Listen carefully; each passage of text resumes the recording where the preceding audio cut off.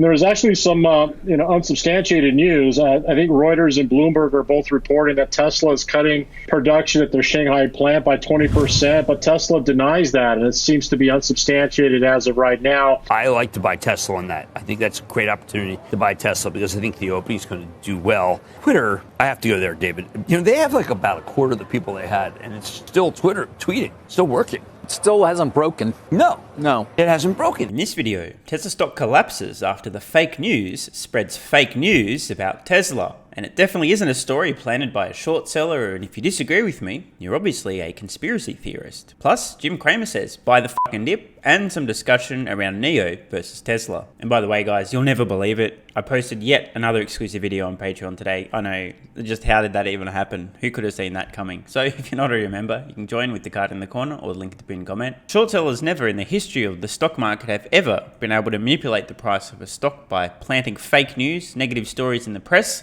If you disagree with me, you obviously don't know how the world works, and or you've seen Jim Cramer confess to how his hedge fund in the past previously manipulated stock prices by planting fake news and or causing unfounded concerns in the marketplace. In totally unrelated matters, today Tesla stock down over 6% following fake news that has since been refuted by Tesla. Some reporting in the mainstream media, aka the fake news, claiming that Tesla was slashing their production output in China, their main export hub. I heard about this and I didn't bother reporting on it because it sounded like a steaming pile of to me. Now, doesn't mean it couldn't be true, although I find it fairly unlikely. Now, that being said, there's always going to be short-term fluctuations in demand. For example, let's take it to the extreme. Just imagine that in the United States, it costs $60,000 to buy a brand new Tesla Model 3. And then just imagine the Biden administration does their best to buy a few more votes for next election by offering a $60,000 discount for every new Tesla vehicle purchased beginning in mid-2023. What do you think might happen to Tesla's order backlog if such an incentive was announced where people could literally get a car free in about 6 months, or they could buy it today and pay full price? Might cause a slight perturbation in Tesla's wait times and would have no meaningful impact on EV adoption or the curve. It's important to understand this because there'll be many times in the future there'll be a short-term incentive here or there. Tesla has to pull a few levers. Prices might go up, they might go down. They might incentivize people to take delivery by the end of this month or that quarter. Every time it will be painted as extremely negative in the mainstream media, and every time in retrospect such negativity will have been unfounded. So please keep that in mind. This isn't the last time some fake news will be planted. More to the point, this isn't the last time there'll be some quote negative news around Tesla deliveries and or production. If you're not short-sighted and your brain is working, you'll be able to see through the noise. I'm just telling you guys and girls now because it will continue to happen. It's going to be incentives, discounts, rebates, and so on. There's a lot of moving parts here. Per my example of a $60,000 EV incentive, just an extreme example to help people who can't think to think. So please keep that in mind. That being said, let me know in the comments below if anyone bought the dip. In totally unrelated matters, I wonder how much the Tesla stock short sellers made on this very legitimate news piece. You guys understand how the media does the bidding of short sellers, right? Negative news has like 10 times the impact of something positive, even if it's untrue. Case in fucking point. Let's move on. So let's watch the reporting unfold. The fake news running with the fake news, and then the fake news saying, oh, it turns out the news that we reported was fake news. Oops. We're also watching shares of Tesla this morning, TSLA, that's down pre-market by about 3%, following a report that the company is cutting production in its Shanghai factory. Yahoo Finance's Pras Subramanian tracking this story today, joining us now. Pras, what do we know so far? Hey, Brett, how you doing, man? So, a bit of good news and bad news today for Tesla in China. Earlier today, they reported over 100,000 sales for the month, which is an all-time record for them. But like you said, reports coming from Bloomberg and Reuters talking about a production cut as well. They're reporting around a 20% cut that could take place as soon as this week. That would put Tesla down to around 80,000 vehicles a month for production capacity at Giga Shanghai, which is nothing to sneeze at. But the concern is that there's a demand slowing story there. We saw price cuts earlier this month. We saw them add some insurance incentives for buyers of new cars. So while these are happening, there's concern that that demand lever is sort of slowing. And then also we see BYD, their competitor in China, with even more sales, over 100,000 EV sales alone, plus another 115,000 hybrids. And an update now. We were just talking about Tesla with our Pras Subramanian, and the company is now responding to those reports that said its production plant in Shanghai is cutting output of its Model Y this month.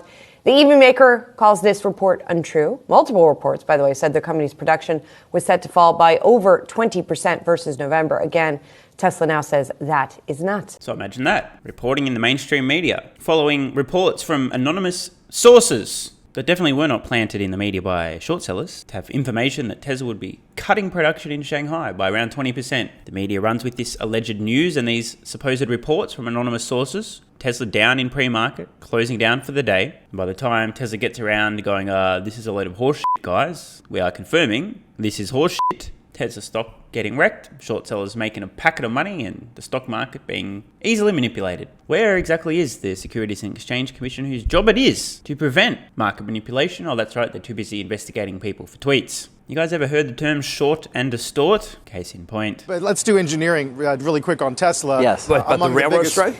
Biggest pre-market laggards this morning. Some of these published reports today say the automaker is set to cut December Model Y output at Shanghai by up to 20% from the previous month amid waning demand in China. By the way, the company has since come out and said that that report is, quote, untrue. Well, there you go. Look, I mean, that number is pre the reopening. I like to buy Tesla on that. I think that's a great opportunity to buy Tesla because I think the opening is going to do well. Pretty sure Jim Cramer just said, buy the effing dip. I continue to hear, I mean, Twitter, I have to go there, David. You know, they have like about a quarter of the people they had, and it's still Twitter tweeting, still working. It still hasn't broken.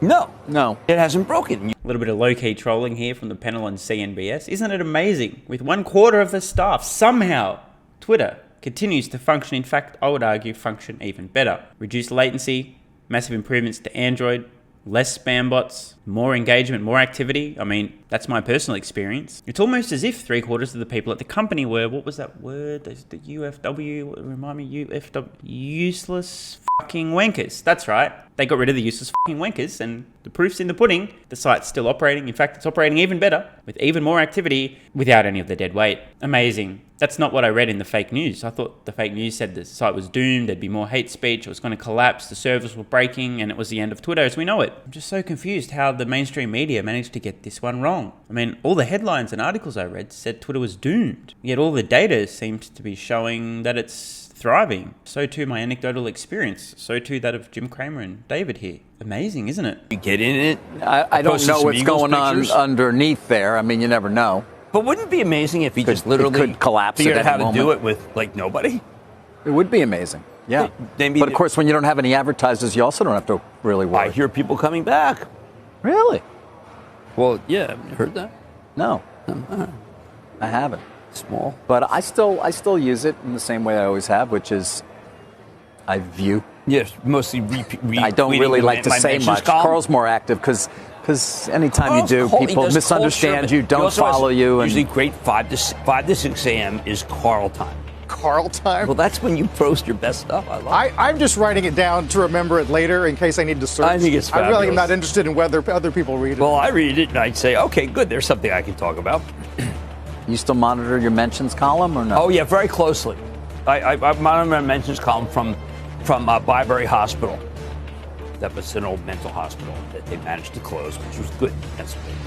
For those that don't know, in case you missed the news, there was a huge advertiser boycott from A, brain-dead advertisers, and B, those being pressured by activist groups pushing the woke agenda. Key among them, Apple pausing advertising, Elon Musk met with Tim Cook, next minute Apple resuming all advertising, Apple the biggest single advertiser on Twitter. We've also heard Elon has had conversations with all major advertising groups, probably, logically, in order of priority in terms of how much is their ad spend versus how high of a priority is it for me to meet with them to explain that despite the bullshit you're reading in the fake news, here's the facts, you can resume advertising. Now, it's embarrassing the fact that Elon Musk has to personally meet and have personal discussions with advertisers to explain the stuff they're reading in the fake news is not true, but this is the world we currently live in. But it's important, advertisers coming back to the platform after realizing the lies that were fed by their hate stream media were in fact untrue. There was actually some unsubstantiated news. I think Reuters and Bloomberg are both reporting that Tesla is cutting production at their Shanghai plant by 20%, but Tesla denies that, and it seems to be unsubstantiated as of right now. The amazing thing about false negative news is that even as it's being reported as being refuted, it still sounds bad. I'm sure there's many people hearing this report. Multiple outlets are reporting Tesla has cut production in Shanghai, but the company has refuted these claims. It still sounds like something bad went on. This is a great way of slinging mud, distorting the stock price, the short and distort play. Even if the reports are refuted, it still causes uncertainty and fear. But it doesn't seem to be pushing NIO back to the upside despite some of these production cuts that are, again, speculated here for Tesla. If you look at the total deliveries of new electric vehicles in China, they actually grew 70% year over year, whereas Tesla's growth, looking at the November print, their numbers actually grew about 90%. So I think Tesla's market share, even though it's not a Chinese-based company from a headquarters standpoint, they've been growing their market share pretty substantially in China relative to companies like XPEV and NIO, which again are Chinese companies.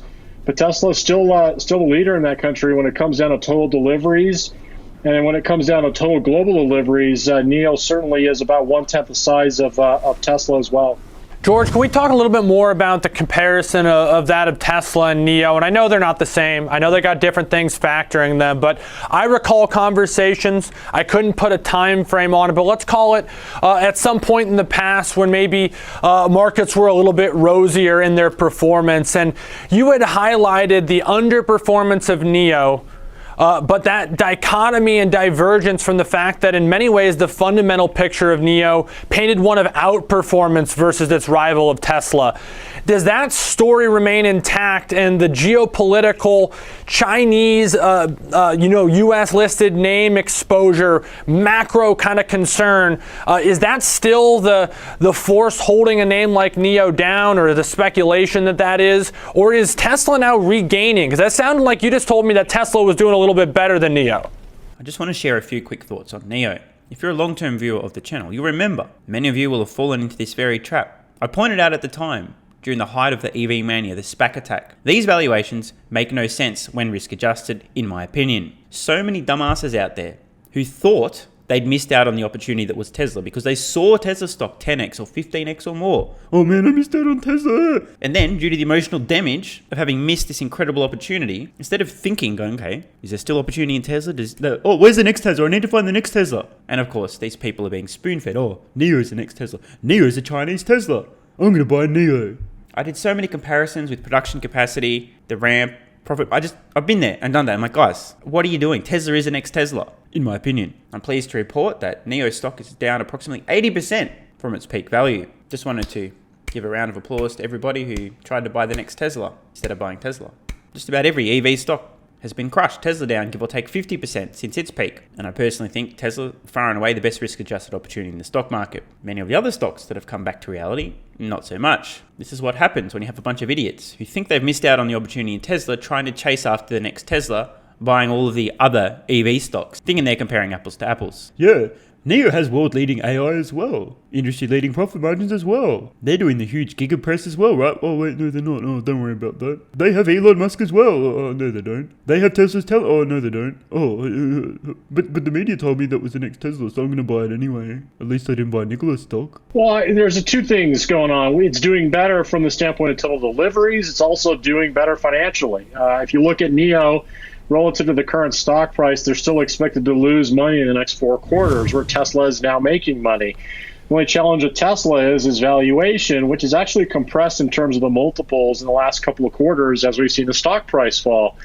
So I think profitability profile of NIO relative to Tesla is a challenge. But the other thing is there may be some element to the U.S. listed ADRs that are, again, under demand, or not necessarily as in demand as Tesla is, because of the fact that there's ADR delisting risks. And I think that's still a challenge for a lot of the Chinese companies out there.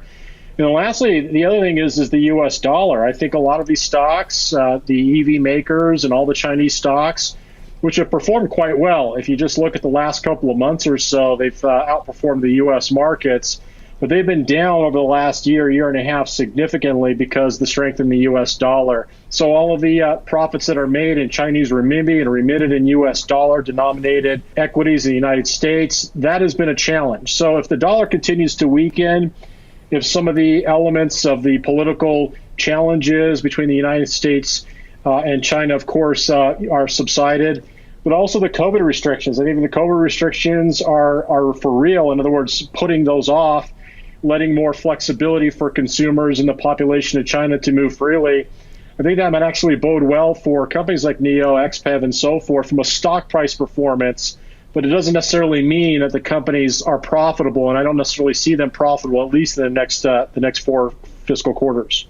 So, George, I guess if you were taking a more bullish outlook on NIO, couldn't you make the argument then that NIO is almost the Tesla of 5 years ago, where it's just a newer company, it's more undeveloped in this space, and obviously much smaller than Tesla? This same line of supposed thinking, or lack thereof, because if you actually dig, they're not even close to the same. And I really mean dig. You got to look at the engineering talent, the technology, the manufacturing techniques, the software capabilities, the data in terms of autonomy, the wait times, the margins. You got to look at all of this stuff. If you do look at all this stuff, you look at NIO, you look at Tesla and go, these two are not the same thing. Many people, many so-called investors make the enormous error of judgment. Just looking at a few surface level details. Oh, how many vehicles per year is NIO making right now? How many vehicles per year was Tesla making in the past? Oh, it's about where Tesla was 5 years ago. What was Tesla stock worth 5 years ago? What's it worth now? Oh, what if NIO does the same thing? This is a great way to lose colossal amounts of money. I mean, seriously, most of these EV stocks, whether it's NIO, XPeng, Leo, it doesn't matter. They're all down about 80% since their peak, and this was entirely predictable. With or without the stonk market coming back to reality, with or without Elon's acquisition of Twitter,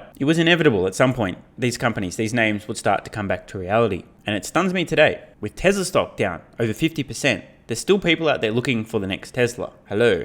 It is. It's about 1/10 the size of Tesla, and I think you make a good point, Jenny. You could make it, you can put together a case that it is the Tesla of 5 years ago, where they're starting to gain market share, and of course, compared to Li Auto or XPEV, NIO is a luxury brand manufacturer, making, of course, automobiles as well as SUVs.